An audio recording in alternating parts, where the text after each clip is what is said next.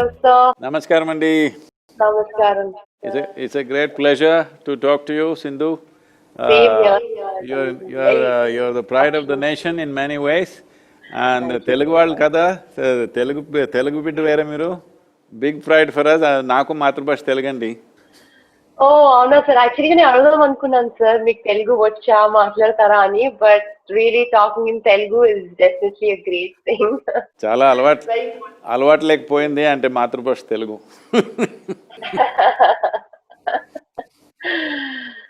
ఎలా ఉన్నారు సార్?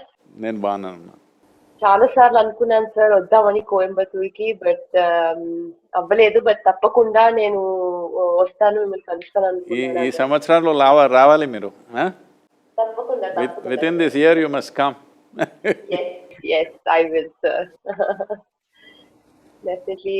కొన్ని questions ఉన్నాయి sir. I wanted to ask you few things. I wanted to know.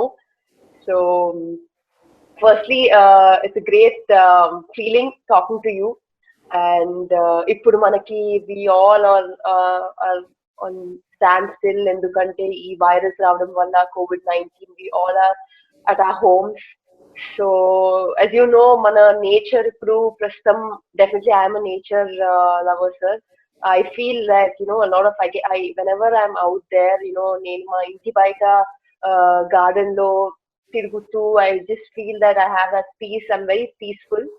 So మీకు తెలిసినట్టుగా ఇప్పుడు ఈ COVID-19 వల్ల we have noticed a big dip in pollution levels across the world, and the rivers are cleaner, air is freshener, and we are producing less waste.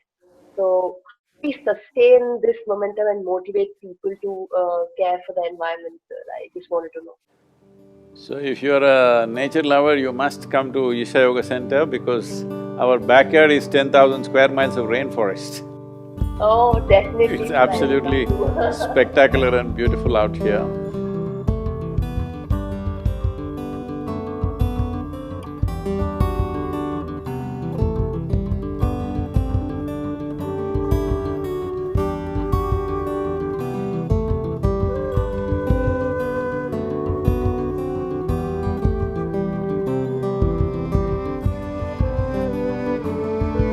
Well, in the last 40 years, I have stayed home for more than 40 days for the first time because of this virus. Thanks to the virus, unfortunately it's taking lives, otherwise it's a beautiful opportunity for me. So, talking about less pollution, all this definitely has happened. So this is something I've been addressing for over 25 years continuously. You must have heard of Rally for Rivers and Kaveri Calling projects and things like that. My engagement with nature has always been very profound. I am not an environmentalist or I am a scientist or something. I am like a worm in the soil. I know as much about the soil and river as a worm knows. But I think a worm generally knows more than the PhDs know about it, because external knowledge and intrinsic feeling and experience of what it is very different. It's like, suppose I have done a PhD on badminton, will I know what you know? I will not know because you are you are in it, that's very different. So that's been my experience, and it's a welcome thing that a whole lot of people are talking about how air is cleaner, water is purer. See, if we say…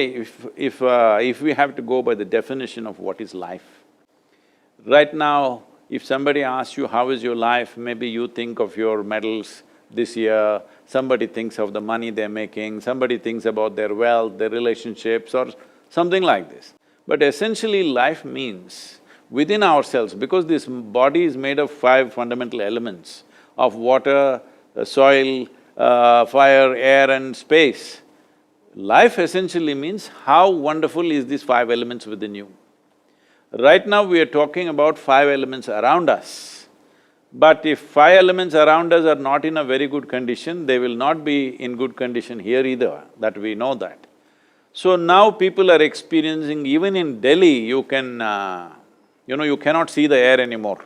Delhi was one place where you could see the air that you breathe. So, these things are happening, it's very good, but we need to also understand we shouldn't get too excited about these things because you cannot create an ecological or environmental difference without a long-term commitment and action towards that.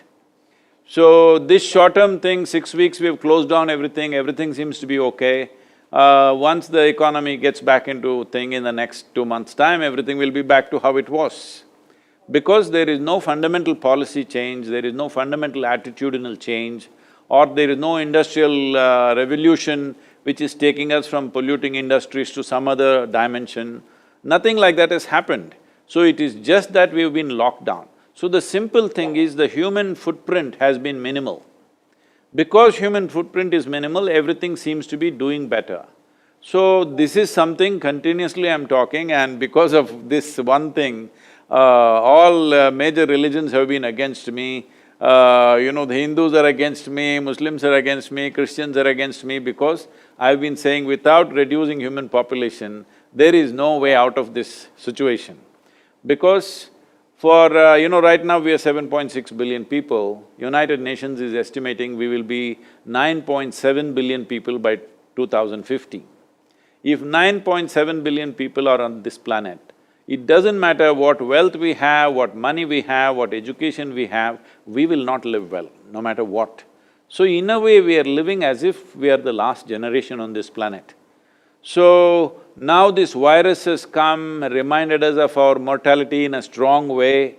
So this is definitely the time to think, instead of making these kind of predictions that by 2050 we will be nearly 10 billion people, why can't we have a plan, by 2050 we'll be 3.5 or 4 billion people?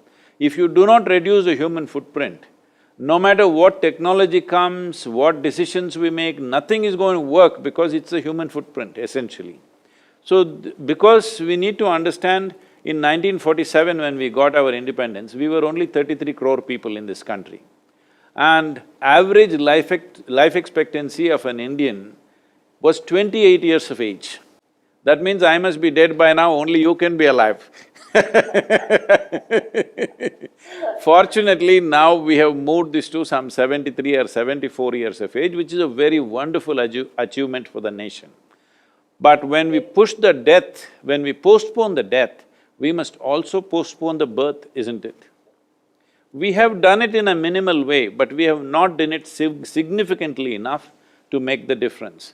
If we don't do that one thing, we can go on talking about it, but disaster will continue.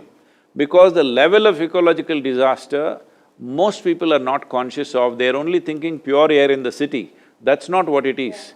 From 1970 to now, in the last 50 years, nearly 70% of the vertebrate population has come down, animal population. Yeah. So, similarly, insect population, bird population, everything is going down. We need to understand our life is not independent of all these lives. Only when all these lives are functioning well, our life also will happen well. So, this little break, if people are enjoying pure air and pure water and things like that, if they value that, we must change our concept of how are you doing means if you say I'm well, it means all the elements in me are doing well, all the elements around me are doing well, I'm feeling wonderful. This is what it means, not the money in my bank.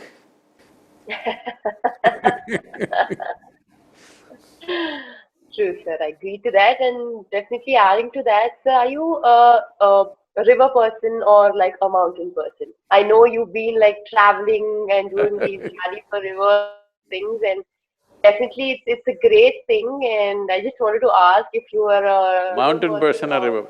See, I can't live without mountains. But Okay. because now that you ask this question, there is a thing to it because once you have mountains, rivers normally always come out of the mountain, so a river also is a add-on. Included. But if you just choose the river, you may end up in the delta. The mountain together add on with the river. Both here in our background is, we are at the foothills of Velangiri mountain, which is part of Western Ghats. In United States, our ashram is in the Appalachian Mountains. So without mountain, I cannot live. Live. I agree to that, sir. One more, sir, I wanted to ask was, yes, as you know, we've been at homes and, education is one of the vital elements of the society, and this lockdown has brought a serious break to learning. And teachers across the country have risen to their call of duty of at Corona, by working nearly twice as hard to make sure the learning is continuous.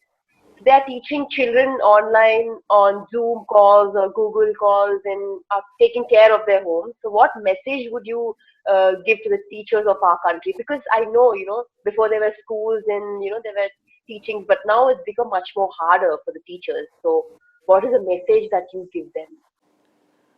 Well, this was bound to happen. I've been predicting this for the last 6, 7 years, that the schools will become redundant. But this is been my wish since my childhood that school should become redundant. I went to school only when it was absolutely necessary. Considering your sport, I think you are also my kind, you have not been to school much. Yes, sir. Not regular, yeah. So, our idea of schooling is coming from Manchester version of industry, mass production, everything. So this is a English version which we took on. They are changing their education, but we are not changing ours in India. So it's important that this changes because there is something… This is a information age where information is available everywhere. It is not like you have to read a textbook, it's all over the place, whatever you want to know. So, when information is so widely available, right now the whole schooling system is just delivering information to the students, which is redundant. Once artificial intelligence comes, schools will become completely, absolutely redundant. I think virus is only hastening this process. It is not necessary that we have to come together to learn information. We must come together for inspiration, for focus, for interaction, for various other things. But unfortunately, only for information. I would say, right now we have school for 5, 6 days and then 1 day or 1.5 days or weekend is a holiday. We must just reverse that. That 2 days school, 5 days you just learn wherever you learn. That's how it should become in future. But we have built enormous amount of physical infrastructure, the amount of buildings around the world in the name of schools and colleges and universities is phenomenal. This will become not so relevant in future and it would happen anyway in the next 15, 20 years. But now with this virus, it may happen very quickly because going and sitting in one place is going to be a problem anyway. So this is a very welcome development. It is not even necessary teachers should be teaching on Zoom or whatever, that is part of their profession right now, but actually in future this won't be needed. Let us say you want to learn physics, the best physics teacher in the world, whatever they have taught, it's available to all of us. Why is a local teacher who's not grasped physics fully is trying to teach me, I'm asking. You and me want to learn physics or chemistry, the best possible teacher who's taught in the world is available, we must learn from that. But we go to the teacher for inspiration, for, certain experimentation, integration of things, that should happen. So, this just throwing in information at the children and thinking we're educating, that is gone because these days a 10-year-old child is better informed than their parents actually, on many aspects of life. True, sir. Yeah, as you said, definitely, yes, I agree to that because there's information everywhere nowadays and, everybody is just one second like away from the information and there's this overwhelming information everywhere. So how to shape up our own individual personality and preserve our individuality? Like, is there a balance between adapting to the changing time and saying to yourself, like, how? See, when you say individual personality, see the word personality comes from a root word called persona. Persona means a mask that you wear. To perform a certain kind of function, you have to wear a certain mask. Now you are a sports person. When you are on the court, you have one kind of mask that is needed. That mask must be aggressive, bringing fear in your opponent if necessary, whatever. You need to wear that kind of a mask. You don't wear that mask at home. You don't wear that mask with your friend. Because this mask means you must be able to wear by choice and take it off. In this virus time, everybody is masked, no choice different kind of mask But that is what personality means. To perform different types of activities, we need to structure ourselves in a certain way. But what happens over a period of time, by the time people are 30, 35, they've gotten stuck with one mask. They're not able to take it off. Everywhere they are the same way. Now it will become a painful experience. If you see between a child, anybody, whatever their age today, when they were 5, 6 years of age, if you see their faces were all like this, one big smile, grinning, you can't stop them from grinning. But slowly it becomes so grave and long, simply because they're stuck with their own personality. One mask they wore and they can't remove it, all the time it's stuck. So we don't have to crystallize our personality. It's very important we keep our personality so flexible. To perform different types of activities, we should be able to put on different kind of masks. Without a mask, you cannot work. Without a personality, you cannot function in the world, that's for sure. Yeah. But you don't have to be stuck with one persona. You can be a different person as the situation demands, you can be that kind of a person. That is when you will find full expression to yourself, otherwise you will get stuck within a structure that you created. It's a prison that you build and get stuck to it. If somebody imprisons you, that is unfortunate but understandable. But if you imprison yourself, it cannot be anything more stupid than that. But that's what is happening to 90% of the humanity most of the time. But, to this answer, I would just ask that, talking about mask, but I feel that it's not just to yourself. I know you want to be happy, you just want to remove your mask, be happy, stay happy, but it also depends on the other person that you talk to or you react to. So I'm sure, that time your mask is again on. So what do you do for that? Like, for example, you're talking to a person and you don't like that person and you have to act accordingly to what he say, and you might say like, okay, you know what, that is what he said and I have to act in a way that, okay, I need to be nice to him. So how do you react to that? See, Because a lot of times it happens, like for everyone, I'm sure. Tell me, who is that guy first of all? No.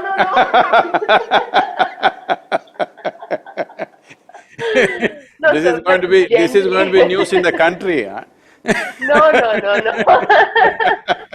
I meant to say, like, with a lot of people, like, when you're talking to a friend, sometimes, you might be angry at them, sometimes you might not like what they do. Like, for example, your best friend is doing something and, you might not like it, but then you're like, it's okay, never mind. You can't say it on their face saying that, I didn't like it, don't do that. They might get offended, is what I'm saying. I'm usually saying it on their face most of the time Because I have faced a few times, like, when you talking to your friends or other people, you might feel that they're wrong, but you hesitate to tell them. I sometimes can't tell, or there are a lot of people who can't tell on their faces. See, Sindhu, the thing is, it is not about people being right and wrong. It is just that every human being is acting and living and understanding life according to their understanding and their intelligence. Not everybody can perceive life and understand life to the same extent. If you see, people are the way they are because of the limitations that are there, you would strive to see how to help them to break their limitations rather than making a judgment, they are right, wrong, good, bad, all these things. There are different types of people. Everything that everybody does, it is not necessary that you must like it or I must like it, it's not so. But there is no need for us… if you wear a mask to perform a certain function, you are still who you are within the mask. But right now the problem is the mask sits so tight on your face, you cannot distinguish which is the mask and which is me. So when I say a mask or a persona, what it means is you consciously wear. When you consciously wear it, it is there. It is there for the function, but you don't become that. See, when I say you don't become that, right now, You're a tall girl. I saw on any podium you stand, you're like taller than anybody. Uh, so you were not born like this, you were born just this much and now you became this much. This is just accumulation, body is just an accumulation. Similarly, what you call as my mind, my thought, my emotion are accumulations. What we gather belongs to us, cannot be us, isn't it? It is not us. Right now this clothing, it may belong to me, but it can't be me. Similarly the body, similarly the structures of the mind. If we become conscious of this, what is me and what is not me, if this one thing everybody settles within themselves, if they are conscious of this, all these are not an issue. We will use this body, we will use this mind to the best of its capabilities and that's all. Especially for you as a sports person, using your body and mind to the best of its capabilities, all that matters in the end. So right now, you yourself would have noticed, as every human being would have noticed in their day-to-day activity, because you're a sports person, I'm saying for you, because the consequence of you not functioning at your best is immediately right there. For others, if they don't do something well today, it may take 2 years before the results come to them. For you, it is immediate. There's a bad shot right there if you don't function well at that moment. So because of that, it is far more easier for you to notice this, that how many times in your life, your own thought, your own emotion, your own ideas and opinions become a barrier to your function. So, in the world, there are many challenges. Right now we are in a very challenging time, all right? But you yourself, your own faculties, your own thought, your own emotion, your own functioning of your body should not become an impediment in your life. That is the most important thing every human being should do. What the world will allow us to do or not, we don't know. It depends on the times we are in. See, today, because you're in 21st century, you're wielding a racket, but probably if you were here 1,000 years ago, you would be wielding a sword or something else, you know. I'm saying it is the times which is allowing us to do what we are doing. So, at this time, as there are possibilities, there are challenges. In this, if an individual human being, is here, without making our body, our thought, our emotion, our energies be a challenge by itself, if you just remove this one challenge, in your life you will perform to your best. Your best will be the best in the world, we don't know. That is subject to various realities. But the important thing is whether I am the best in the world or not is not important. To your best, you're always on. You are never a barrier to yourself. Other barriers in the world we will have to cross. Well, yes, sir, I agree to that. But at the same time, when we play, I'm a badminton player, and a lot of people say that when we lose sometimes or when we are disappointed, when we lose a match, people say that it's okay, you've done really well, you are a great, you're a great player, you're a good player. So people say that, when playing, like when I'm playing a match, people say that you shouldn't be uh, too much thinking that, okay, I'm a great player, I can win whatever match, any match I play. And you shouldn't be overconfident, but you should be confident. So what is the difference? People say that you shouldn't be overconfident. When you go into the court, being overconfident, that's not really good for you. But at the same time, you have to be confident that you can win a match. So I just wanted to know the difference because a lot of people told me this. I hope those people who give you this advice have played some game in their life. You know, one day I was walking in the Chennai airport. Then the Indian Hockey Federation secretary saw me and said, Sadhguru, our boys are going to Germany for the Champions Trophy. Please can you talk to them? A few years ago, the entire team was with us for 8 days and we made a big difference for them at that time, way back, I'm talking about almost 27 years ago. So this is a few years later, it's a completely new team. He said especially that hockey team at that time largely came from the tribal areas in Assam, Odisha, these kind of places. So many of these boys have never even traveled outside the country. For the first time, they're going all between the ages of 18 to 22, most of them. Only 2, 3 senior players, everybody else is very young, first time they're going into a international trophy, but they're good players, they all come up in that Tata Academy of Hockey, whatever that is, yeah. They're good players, but they have no exposure, they're fearful. So I went there to speak to these boys. And there was one… they had one psychologist, somebody they had invited to speak to him in the airport. They're just about to board, let's say in another hour they're leaving. So this guy is telling, they… what, maa baap ka izzat, aapka… this… I can't repeat these words, he's saying, your parents… this thing, their honor is upon your shoulders. Desh ka izzat aapka this mein hai, sir mein hai, something he's saying, okay? So these boys are just looking open mouth. 1 billion people's expectations is killing, huh? Nobody can carry it on their head. So I looked at this torture they're doing to these boys, and then they said, asked me to speak. I asked these boys, do you like to play hockey? They say, yes. Then I said, I'm sure. I played a lot of hockey when I was young. So I said, I'm sure you can't play hockey. You don't know how to play hockey. Then suddenly their pride, he said, no, we can play hockey.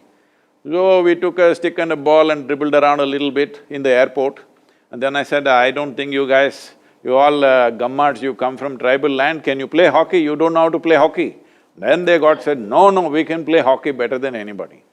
Then what is your problem? If you can play hockey, put the damn ball in the goal, that's all. Don't worry about your country, about your mother, about your father, all this nonsense. Your only thing is you must have lust in your heart to put the ball in the goal, that's all. Yeah. You don't try to carry India with you. After you win the thing, then India will come into picture. At that time, only thing that matters is the ball and where it goes whether it's with you or it's going to somebody else. And like when we were actually this conversation was in Hyderabad. I was having a conversation in Hyderabad and one of these persons asked, after all the conversation, the last question is this, Sadhguru, how to beat Pakistan in the cricket game? I said, beating Pakistan, Indian army should do. Indian cricket team should not beat Pakistan, they must just hit the ball. They must just hit the ball. What are you trying to beat Pakistan? So with all this emotion, you will do stupid things. Right now, this is a thing that I'm seeing that, all the sports people have become like this. It is not at all necessary to do that. There is substantial medical and scientific evidence to show that when a person is of a pleasant experience, joyful and well, your chemistry is very pleasant. This means your body, your brain, your instincts, everything will function at its best. There is enough evidence for this. But now everybody is going like this, they think only with aggression they can win. It's not that. You don't have to have any aggression. You just have to hit the ball or shuttle or whatever you're hitting well, that's about it. So people believe unless you create a certain level of anger and this thing against somebody you can't play, that is not so. If you're enjoying the game, you will play at your best. Unfortunately, this trend has caught up like this. That's why I said, you must watch Ronaldinho, how deceptive it is and how joyful he is. Have you seen Ronaldinho? No, I didn't see. You must see. On the YouTube, you just go and watch Ronaldinho, you must see. I will. Because I thought in your game, everything is fantastic, no deception, you're too direct. Yes.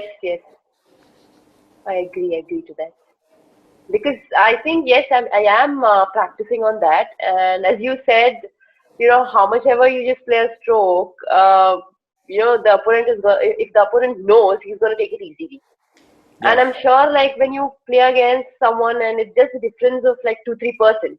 But I think if I improve my deception, as you said, definitely I'm gonna raise, some more percent higher. And I think, talking about tall people and, me having that good reach, as you said, yes, definitely I have to utilize that and, I'm definitely gonna improve a lot more if I really focus on that. Yeah, today morning I watched you playing.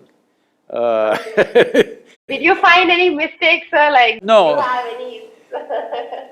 see, what I'm seeing is, you're playing with a Japanese girl, Yeah, whatever her name. She is… I mean, Okuhara. Yeah. both of you are international classes of players, there's no… It's not for me to teach badminton to you. But what she's covering with 1.5 steps, you're covering with a single step, the space.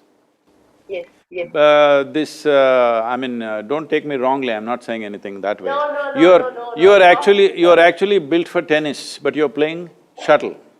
I'm saying it's a much smaller court compared to your tennis court. So you covering it so efficiently and it's much easier for you to do that. But a shorter person is always much easier, a smaller person always is much easier to bend, fold their body and get it back quickly. A taller person always has little more difficulty in folding the body and unfolding the body. So always it is important that you don't waste those, those folding the body kind of shots for your opponent when the person is short, because they will easily take it. In your mind, because you're a tall person, it's so difficult for you to go down and take it.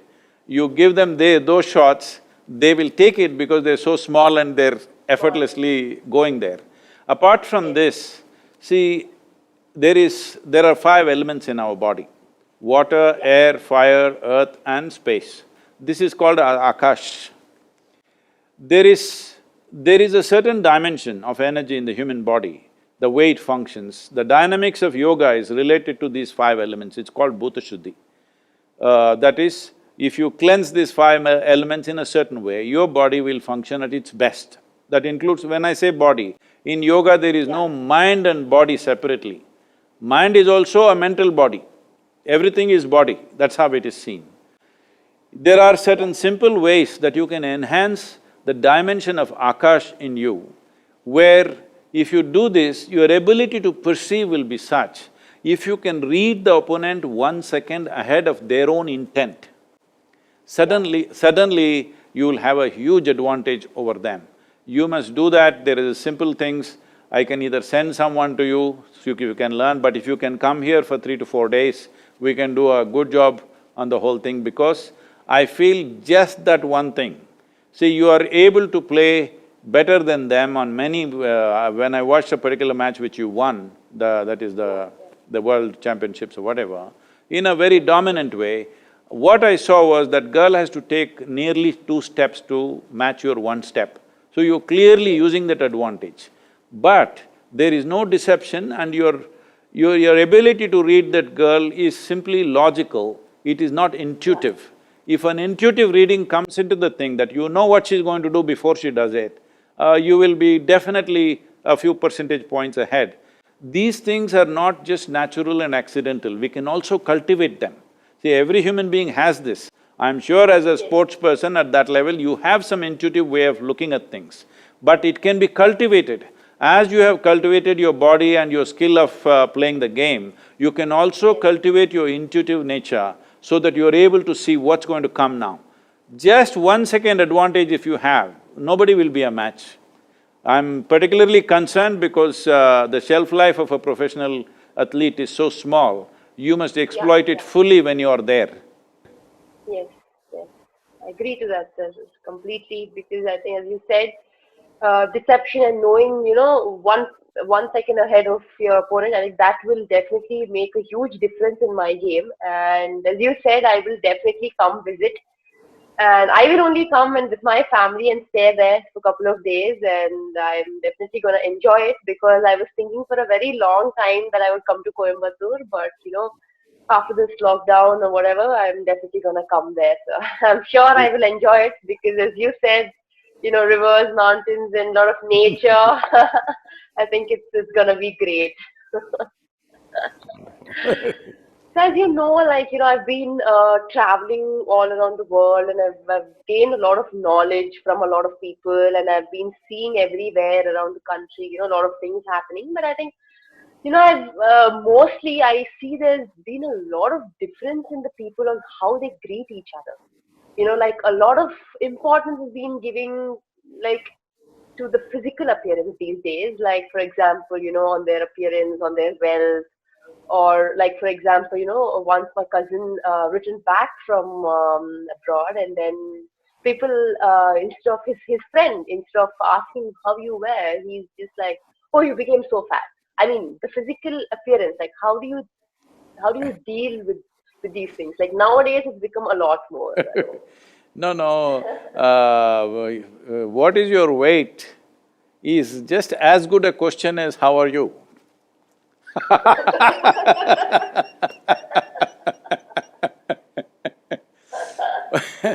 How about what is your wealth, what are you worth financially? Well, you're in Hyderabad, huh? That doesn't happen everywhere, but Hyderabad. Which car are you using? Like, a lot of things, not one or two. Yes, see the thing is, we went towards market economy. Market economy is fine because other financial arrangements that we tried to do in the world didn't really succeed for whatever reasons. So this has been a reasonably successful model, though it leads to a lot of exploitation of environment and also people in many ways. But this has been the only successful financial model on the planet. But we did not understand market should be in the marketplace. Right now our minds have become a marketplace, everything is a transaction.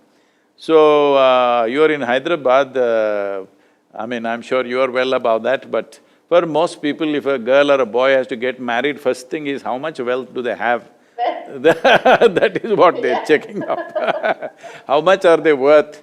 And they'll get their properties evaluated before they get married.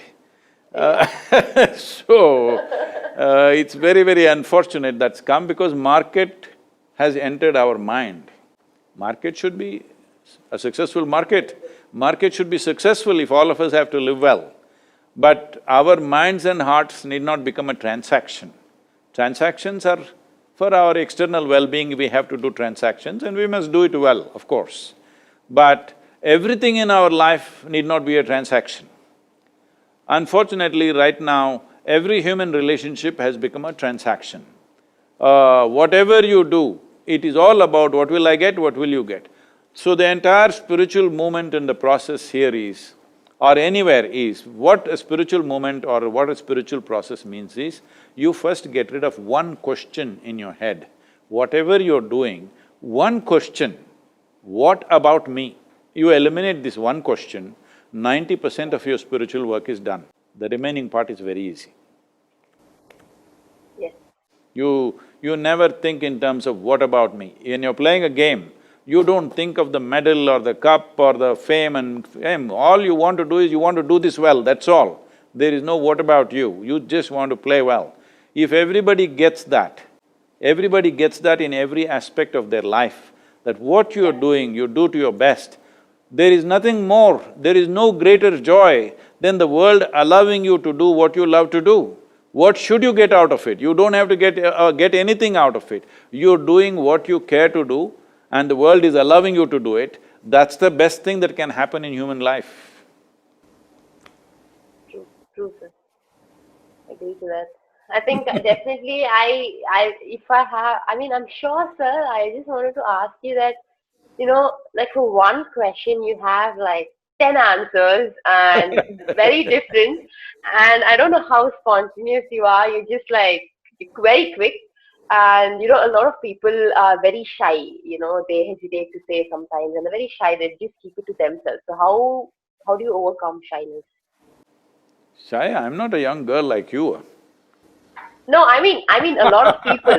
Not, I'm not asking you, sir. I'm just saying that you're very spontaneous, and people out there hesitate to, say a few times, or they're shy. I mean, initially, before when I was really young, I was really very shy. So how do you overcome?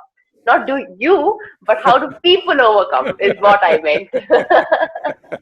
So, see, people… This is what I said, people making their own thought and emotion a big impediment. See, human beings are the only creatures on this planet who are referred to as beings, isn't it? We don't say an elephant being, ant being, tiger being, no, only human is a being. This means we are supposed to know how to be. How to be means, right now you're here, you're supposed to know how to be. It doesn't matter what I say, it doesn't matter what you say, I should know how to be. If you knew how to be, would you be blissful or miserable? Blissful, obviously. Of course the choice is that. So whatever the external situation is, whether you're winning, losing, you're a champion, you're not a champion, you're rich, you're poor, if you knew how to be, you would be blissful, isn't it? Because human experience is generated from within. So if you're blissful, your body will function at its best, your brains will function at its best, and this is all you can do in your life. That your body, your brain, everything within you is functioning at its best. From this, depending upon the times in which we exist, as I said earlier, if you were here 1,000 years ago, maybe you would be a Kakatiya warrior, I don't know. Did the Kakatiya women fight, huh? I think they did. So now 21st century, no sword, so you're wielding a racket. So this racket, sword is a consequence of times that we exist in. But the important thing is, are you doing your best? When can you do your best? How can you do your best when you're miserable? Is it possible? So you can call it being shy, you can say I am tense, or I am agitated, or I am anxious, I am this, I am that, these are all different words. Essentially what this means is, your intelligence turns against you for some reason. When your intelligence turns against you, no gods in the world are going to help you, that's for sure. It is very important, everything that you got, if it functions for you, in spite of that there are challenges in the world, isn't it? You are a sports person, there are crucial moments when you know even if you play to your best, something doesn't work. Hello? Any number of times, isn't it? Even if you think you're doing your best, well, either the other person is better than you or something is not working, something doesn't happen the way you want. Because the more you take yourself to a peak, the more you notice it, that the difference between success and failure is such a thin line. People think successful people come from one set of stars and failures come from another set of stars. No, between success and failure, the line is so thin, it's a silk thread. One moment you fall this way, one moment you fall that way. For this, when this is the nature of life, you must know how to be. You know how to be means just this. What is it that makes a person shy or confident or whatever? Confident means you're stupid, shy means you're lost, you know because confidence means what? Where there is no clarity, you're trying to build confidence. You don't need confidence, nor do you have to be shy, because what is needed is clarity. If you see everything the way it is, absolutely, then you don't need confidence. You will do it to the best of your capabilities, that's all. Will I do something as good as you? Maybe not, but I will do it to the best of my capability, and that's the most important thing. So, this whole problem is just this. Two very significant faculties that human beings have is, we have a very vivid sense of memory. It is because of this, in our lives, learning is more important than just growing up big in the body. If we were just elephants or bulls or buffaloes or whatever, growing full in the body was the only important thing. We also have to grow, but in our life, learning has become more important. Why? Because we have such a significant sense of memory. Our lives are rich compared to any other creature because of this vivid sense of memory. Now this vivid sense of memory translates into a very fantastic sense of imagination, naturally. If you didn't have memory, you wouldn't have imagination either. Right now, these are the two things, these two fantastic faculties are the two things that human beings are suffering. What are they suffering? What happened 10 years ago, they're still suffering. What may happen day after tomorrow, they're already suffering. They are not suffering life, they are suffering memory and imagination, isn't it? So this is why it is very, very important that you take charge of your faculties. Why like when everybody is talking about God and this and that, I'm talking about religion to responsibility. talking about engineering yourself into the highest possibility, because this is the whole thing, that most human beings are an impediment by themselves. Forget about external challenges, they themselves are a challenge. I am shy, I am confident, I am angry, I am miserable, I am resentful means you are a challenge by yourself, you don't need any outside help. To be miserable, most people are in self-help, they don't need any outside help. You just leave them in one… See, right now this lockdown time, just being at home they're suffering all kinds of things. I was in conversation with some police officers, some IPS officers, and they are saying the domestic violence has gone up in a big way. In Chennai, domestic violence has gone up in a big way. What is this nonsense? All these days you were crying that, you don't get enough time with your family, too much work, this, that. Now when you have time with your family, you're beating each other. Yes, sir, I think you're right, definitely yes. Well, there comes the superstition, obviously, when you said that, you might… between winning and losing, there's just this thin line. Sometimes you might play brilliantly, you just lose, and the opponent might play extraordinary. And I think… do you believe in superstition, sir? Do you believe in luck? I believe in… I always make sure I'm lucky. Okay, okay. You should also make sure, for your sake, for the country's sake, and for all our sake. We are all your fans, so you must make sure you're lucky. Don't wait to be lucky. I will teach you how to move the stars a little bit. Yeah, please, sir, please. I'll ask them to send you a link of In Engineering online, please do that, it's 7 powerful sessions. You do that, you will understand how to move the stars. Definitely. Thank you, So Sindhu. sir, one last question. A lot of people, when they start this, new project, or when they want to start their new work, they think that, okay, this is a good day, or you shouldn't start your work on Tuesdays, or Saturdays are not good, you start on Wednesday or Thursday. So, how do we know that? People say that, okay, this day is good, this day is not good, we have to start this particular thing on particular day. So what do you have to say about it? See, these are all people who do good things once in a way. If you're doing it every day then every day is a good day. See, most… So I take it as every day is a good day. No, whole lot of people are successful by chance. Yeah. Not by their own competence, just by chance. Because their father was influential, they're successful, because they had a bag of money, they're successful, because of something else, they're successful. If you are successful because of your competence, you wouldn't look at all this. Because you're successful by chance, there is so much fear about failure all the time. So, if you're a good player, okay, you lost a match, so what the hell, next match you will win, all right? But if you're winning only because of the influence of stars, of course it'll create a big paranoia within you. I'm saying within any human being. This is what they're doing. Instead of enhancing themselves, they are looking at the stars. I want to inform them, all those who are looking at the stars, many of the stars that we actually see in the night actually does not exist. You know that, Sindhu? Yeah. No, sir, I don't know. They died long time ago because it takes many light years for the light to come. The light is still coming, but the star doesn't exist. So, a star that does not exist is deciding your future. All the best for such people.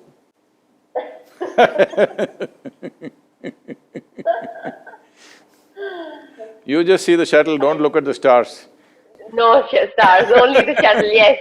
I am lucky, I have to say I am lucky. I was just thinking when you said shuttle, just 3 days ago I did a painting for a feather, of a feather, Okay, just a single that's feather. nice. I'll send a picture to you. Definitely, yes, please sir, please do send. Thank you, Sindhu. Wonderful Thank talking. you, sir, wonderful. We look forward to having you here, please come with your family. If Yes. you come for like 5 mornings if you're here for about 3 Yes. to 4 hours every day, if you're willing to spend, Okay. we will Yeah. put something into your system which will be hugely beneficial for you. Some Yes. simple practices which can make a lot of difference in how you function. Definitely, sir. I will come with my family and stay there. And once again, thank you so much for giving me this Thank you. opportunity talking to you, sir. Namaskaram. Thank you so much. మీకు పెద్దవాళ్ళకు చెప్పండి మీ ఇంట్లో నమస్కారం చెప్పండి. చెప్తానండి తప్పకుండా. అందరూ మిమ్మల్ని బాగా ఫాలో అవుతారండి. They watch your videos. They really like. So when I told them that I'm talking, they were like so excited and they're just looking forward for it. నమస్కారం. Thank you. నమస్కారం. Thank you, sir. Thank you.